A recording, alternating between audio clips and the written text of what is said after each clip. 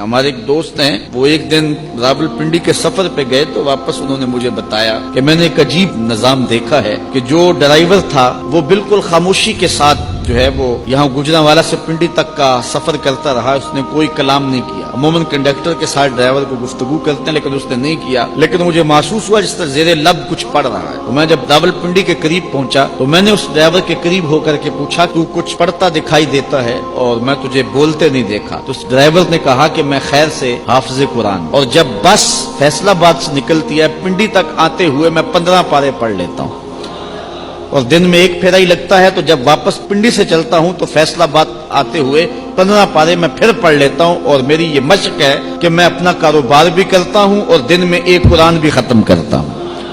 اب کاروبار بھی نہیں رکا اور سرمایہ بھی مل گیا، اور اتنا بڑا سرمایہ، اتنی بڑی سعادت کہ ہر حرف کے بدلے 10 نیکیاں، اور وہ روزانہ ایک قرآن مجید کی تلاوت کر رہا ہے۔ تو انسان اگر چاہے تو اپنے وقت کو اس انداز سے لگا دے اور صرف کرے، اور یقین جانے کہ اس کی زندگی پہ رشک آتا ہے کہ یہ بڑے بڑے علماء کو نصیب نہیں ہے جو اس کو نصیب ہو گیا، اس نے وقت کی قدر سیکھ لی۔ تو جن لوگوں نے وقت کو کام پہ لگا دیا تو ان کا وقت جو ہے وہ انہیں ضرور فائدہ دیتا ہے، اور اس کے بدلے کے اندر وہ بہت کچھ کما لیتے ہیں، کئی گنا سرمایہ جو ہے وہ اکٹھا آخرت کا کر رہے ہیں اس وقت کے بدلے۔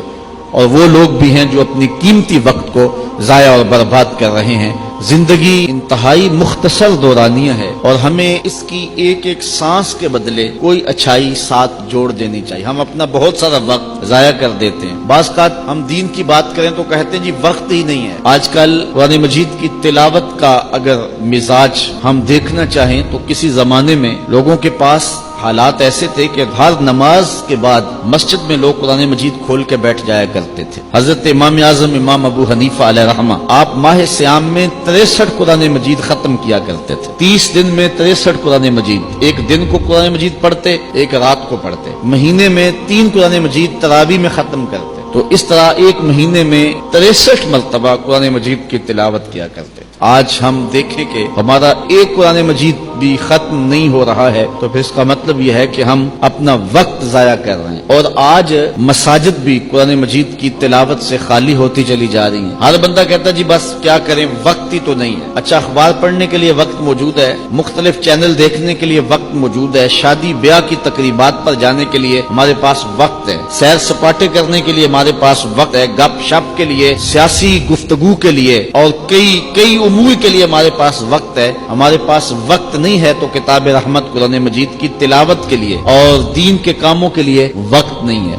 شادی بیاہ کی تقریبات میں جس طرح ہمارا وقت ضائع ہوتا ہے، ہمیں کبھی بھی اس ضائع ہونے والے وقت کا اتنا احساس نہیں ہوتا۔ وہاں بیٹھ کر کے ہم 3 گھنٹے بارات کا انتظار کرتے رہتے ہیں۔ ہمارے بزرگ ایک مرتبہ ایک شادی پہ تشریف لے گئے، بارات لیٹ تھی، تو فرمانے لگے کہ اگر مجھے پتا ہوتا کہ بارات لیٹ ہے تو میں کوئی دینی کتاب لے آتا اور اس کا اتنی دیر مطالعہ کرتا رہتا، لیکن اب تو یہ بھی ممکن نہیں ہے۔ تو جو پاس بیٹھے تھے فرمانے لگے یا تو ہم بیٹھ کے اب اللہ کا ذکر کریں، یا پھر ایسا ہے کہ تم مجھ سے مسائل دینیاں پوچھو اور میں اس کا جواب دوں، تمہارا وقت جو ہے اس کا بھی مصرف ٹھیک ہو جائے اور میرا جو وقت ہے اس کا بھی مصرف ٹھیک ہو جائے۔ تو لوگوں نے مسائل پوچھنے شروع کر دیے، انہوں نے جواب دینا شروع کر دیا، تاکہ جو وقت ہے اس کا مصرف ٹھیک ہو۔ علم سیکھنے سکھانے کے اندر جو 3 گھنٹے یا 2 گھنٹے جو ہے وہ ہمارے لگ جائیں، اور ہم وہ 2-3 گھنٹے بار بار کبھی لوگوں کو کوستے ہیں، کبھی اہل خانہ کو کوستے ہیں، کبھی کسی طرح، کبھی سیاسی گفتگو چھیڑ کے بیٹھ کے، کبھی کسی عنوان سے گفتگو چھیڑ کے بیٹھ گئے اور اپنا قیمتی وقت ضائع کرتے ہیں۔ حضور علیہ السلام نے ارشاد فرمایا، کسی شخص کے